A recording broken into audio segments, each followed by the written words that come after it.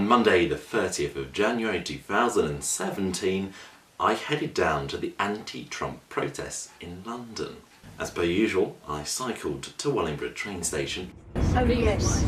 I got the train from Wellingborough to St Pancras. As I got off at St Pancras, I crossed under the road and got a Santander cycle. I noticed some workers from Santander Cycle taking 2 bikes each over to a storage unit. And I thought, what's going on? I'd seen in the past workers take bikes from lockups, pop them in their van and take them away, and they're redistributing them over London, which I don't really agree with because they're putting them in diesel engines. They were popping them in this storage unit. There was loads and loads of bikes in there, and I asked one of them what they were doing, and he said that because of the popularity of the cycle scheme, especially in this particular area, as commuters are coming back to St Pancras to pop their bikes in to get the train home, they have to take bikes out to make more room, and I think that's just pretty great.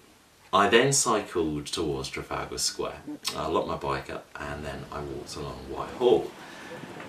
It was about 5:45 and numbers seemed quite thin on the ground.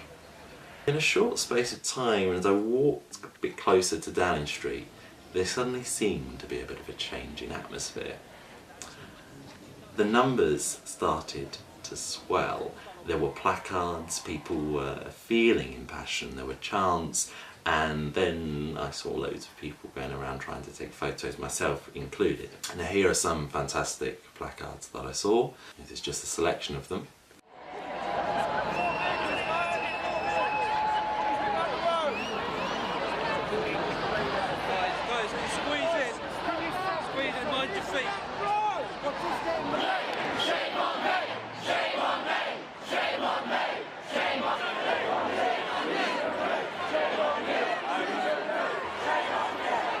I called my friend Tom. We'd planned to meet up at some point. We were just quite airy about it. We'll just meet up whenever. And I called him and there was no answer. And then he called me and I couldn't hear him, and it was just, the call dropped. And then I texted him and he texted me, and basically I didn't meet up with him for the whole protest. I think it was because so many people had gathered into one point that the phone signal scattered and we just couldn't get through. Although I had this message appear on my phone, and I said to a police officer, you know, did you do that? And he said, no, we can't do that, it's not a legal thing to do, and but I'm a bit sceptical. Sometimes my phone acts up a bit. I just wonder whether around that area, around that political hub, they sometimes scatter the signal. I don't know. So I couldn't actually find him during the protest, but after the protest I met with him and his housemate Beth, and then we walked along and got the tube to Holborn and went to Wetherspoons for a lovely catch up and chat. So why did I protest? There is a man that is currently the President of the United States who led a campaign that was filled with hate and evil. His anti-Muslim rhetoric and anti-minority rhetoric was terrible, and yet he somehow still managed to win. That's partly down to the electoral college system. I've had people say to me, the Americans voted for Trump. Trump, even, I imagine, alludes to, oh, I'm so great, I'm so brilliant. Americans voted for me in their millions. I'm Donald Trump, everything's great, big, I like to use my hands. But it's not true. 54%-ish of the American electorate that's eligible to vote voted, which is dismal. That's partly down to the fact that they had 2 not so good candidates standing. One of them could not impassion people to vote for her, and the other one was, well, is terrible. Out of those people who voted, Hillary Clinton won the popular vote by around about 3.8 million votes. So when people say that to me, that's not true. He didn't win by a huge American surge in popularity. So I protested because Donald Trump, being in office I think only 10 days at the time, had signed an executive order to ban entry from 7 Muslim majority countries. Now yes, there are other countries with Muslim majorities that weren't on the list. So people have said to me, Sam, Obama came up with this list, Donald Trump implemented it simply. Well, no, it's not true. Obama did not ban entry to the country of America from those 7 countries.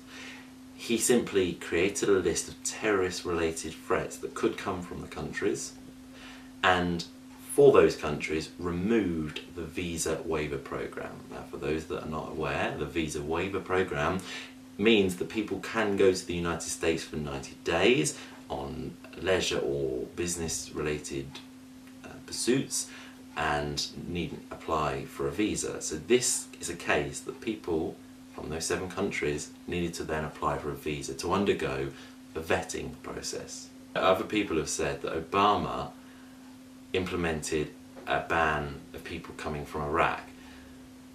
That's not true. For 6 months, Obama put in a delay in the process for vetting refugees. There needed to be a review of the vetting process as 2 Al-Qaeda members were found inside America that had posed as refugees. He put a delay on the system for 6 months, and also a delay on applications for special immigrant visas, which can go to translators and the sort and similar. During the 6 months of the ban that Obama imposed, refugees arrived throughout those 6 months. It wasn't a ban, it was simply a delay whilst the vetting process was reviewed. If Donald Trump was particularly concerned about the terrorist threat, then why did he not have on the list Saudi Arabia? Saudi Arabia was the country that most of those involved in the 9/11 attacks came from. They were Saudi citizens, yet Saudi Arabia is not on the list. I wonder why. I had a great time protesting. It was wonderful being in the group and chanting. There was an awful lot of anti-Theresa feeling in the group. Her actions in the past week or so when she went out to America and was the first leader to greet Trump, the holding of the hands, the almost apparent sort of cozying up of them both, seemed to be a bit bizarre. And there were also chants and messages against the state visit which has been put forward, I think, for the next 6 months' time. I will be attending more protests as I believe it's important to voice one's opinions, as staying silent is being complicit in violence.